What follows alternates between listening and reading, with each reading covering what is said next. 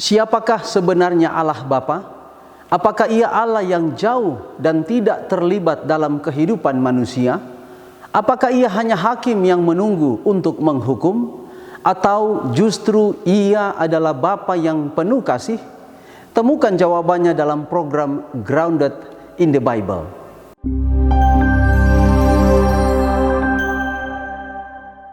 Jumpa kembali dalam program GIB, Grounded in the Bible, mendasarkan segala sesuatu hanya pada Alkitab. Sebelum kita lanjutkan, mari berdoa.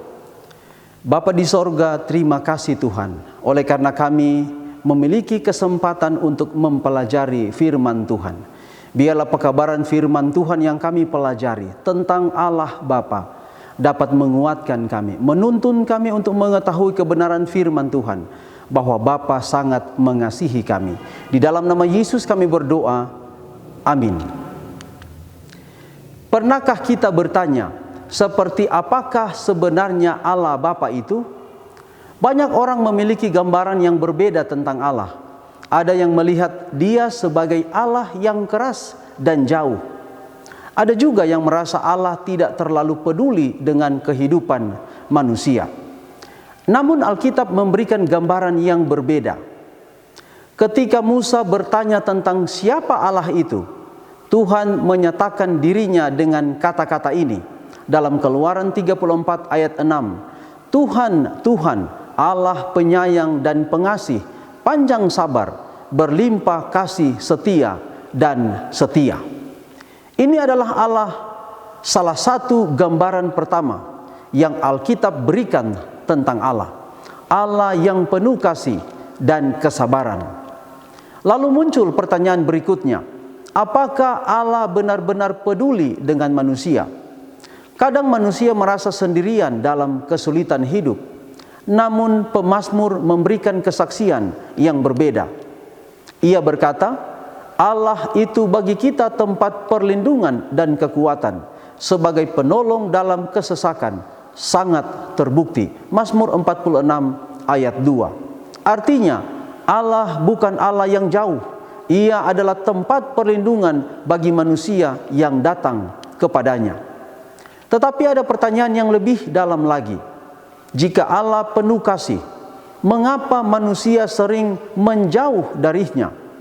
Sejarah Alkitab menunjukkan bahwa manusia sering gagal setia kepada Allah. Namun yang luar biasa adalah Allah tidak pernah berhenti mengasihi manusia. Melalui Nabi Yesaya, Tuhan berkata, janganlah takut sebab aku ini Allahmu. Aku akan meneguhkan, bahkan akan menolong engkau. Yesaya 41 ayat 10. Kesetiaan Allah tidak bergantung pada kesetiaan manusia. Kasihnya tetap ada, bahkan ketika manusia jatuh dan gagal. Lalu pertanyaan berikutnya, apakah Allah mau mengampuni manusia yang berdosa? Raja Daud pernah jatuh dalam dosa yang sangat besar.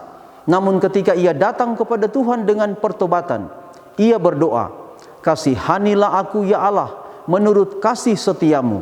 Hapuskanlah pelanggaranku menurut rahmatmu yang besar. Mazmur 51 ayat 3. Dan Alkitab memberi pengharapan yang indah.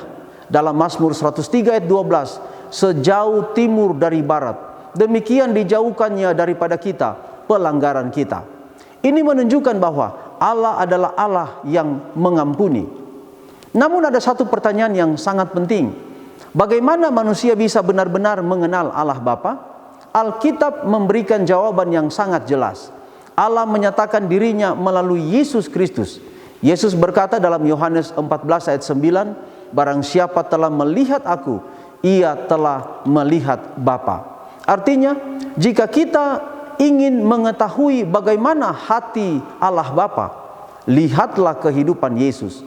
Ketika Yesus menyembuhkan orang sakit, memberi makan orang lapar, mengampuni orang berdosa, dan membangkitkan orang mati, di sanalah kita melihat hati Allah Bapa itu.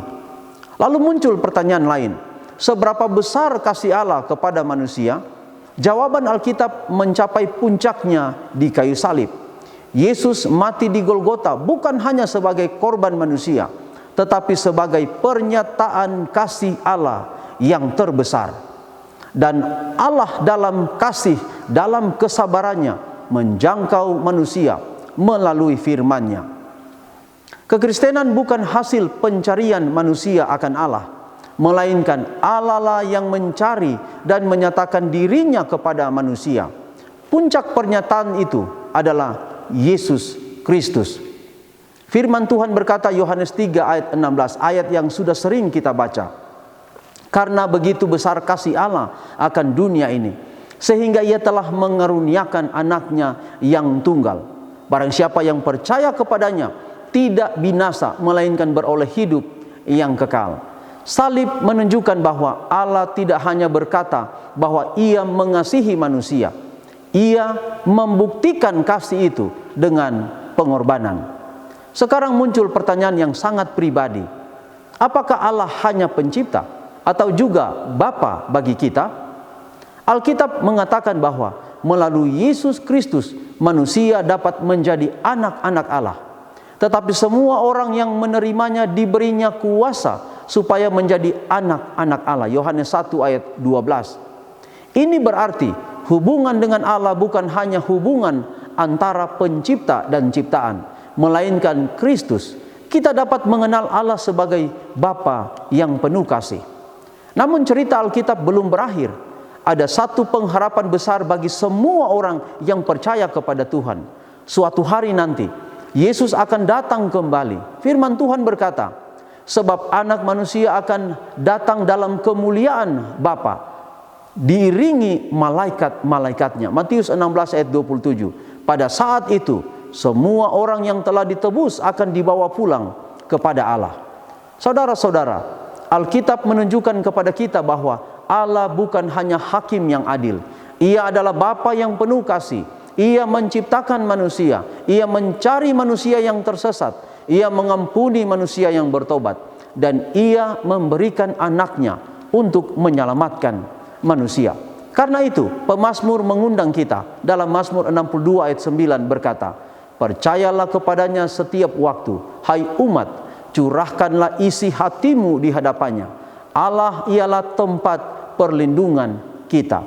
Kiranya kita bukan hanya mengetahui tentang Allah, tetapi benar-benar mengenal Dia sebagai Bapa kita. Kiranya Tuhan memberkati kita semua.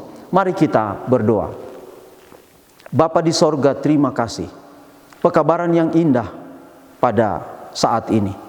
Biarlah firman Tuhan yang kami dengar akan menolong kami untuk mencintai Tuhan.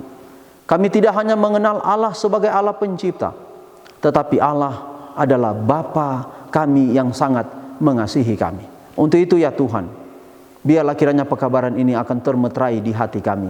Melihat apa yang Yesus buat untuk kami, itu adalah perbuatan Allah Bapa di dalam kehidupan kami. Berkati setiap pendengarkan yang mendengarkan renungan ini. Biarlah kiranya setiap pendengar boleh mendapatkan berkat-berkat yang indah di dalam kehidupan mereka. Bawa hidup kami lebih hari, lebih dekat dan mengenal Allah Bapa, yaitu di dalam Yesus Kristus. Inilah menjadi doa kami. Terpujilah nama Tuhan, di dalam nama Yesus kami berdoa. Amin.